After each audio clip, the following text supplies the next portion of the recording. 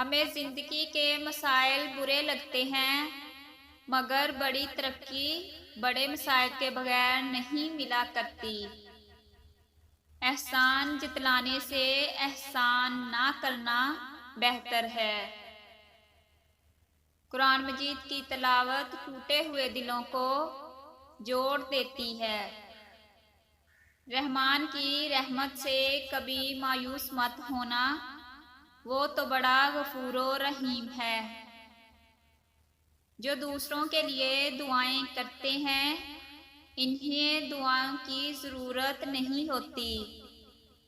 استغفر اللہ دل سے نکلے ہوئے یہ الفاظ ہزاروں گناہوں کو بھی مٹا دیتے ہیں۔ محبت اور عزت کے لیے جھک جائیں، لیکن جھک کر محبت اور عزت نہ مانگیں۔ وہ ہاتھ بہت انمول ہوتے ہیں جو آپ کو اس وقت تھامیں جب آپ بکھر رہے ہوں۔ علم ایسا خزانہ ہے جو کبھی چرایا نہیں جا سکتا۔ اپنی خامیوں کا احساس ہی انسان کا کامیابی کی طرف پہلا قدم ہے۔ وہ تو خالق ہے جو کہانی کو بدلنے میں دیر نہیں کرتا۔ زندگی کو سادہ مگر خیالات کو بلند رکھو۔ تاک راتوں کی دعائیں مقدر سے جیت جانے کا ہنر رکھتی ہیں۔ سائل کی قدر کرو کیونکہ وہ آپ کو سخی بنانے آتا ہے۔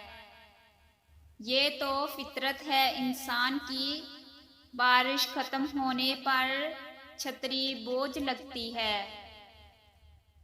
جب تک خود پر نہیں گزرتی، احساس اور جذبات مذاق لگتے ہیں۔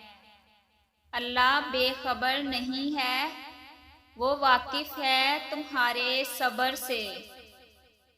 اللہ کسی کی محنت کا پھل ضائع نہیں کرتا۔ سخاوت والا نقصان میں نہیں رہتا۔ صبر کر لینا قرض لینے سے بہتر ہے۔ خاموش زندگی پرشور زندگی سے زیادہ پر اثر ہے۔ نیند اور جہالت جتنی گہری ہوگی، جگانے والے پر اتنا ہی غصہ آئے گا۔ باتیں تب تک سمجھ نہیں آتی جب تک خود پر نہ گزریں۔ کبھی کبھی ہمیں اپنے ہی انتخاب مار ڈالتے ہیں۔ روشنیوں میں تو سب ساتھ چلتے ہیں، مگر اندھیروں میں اللہ کے سوا کون ساتھ چلتا ہے؟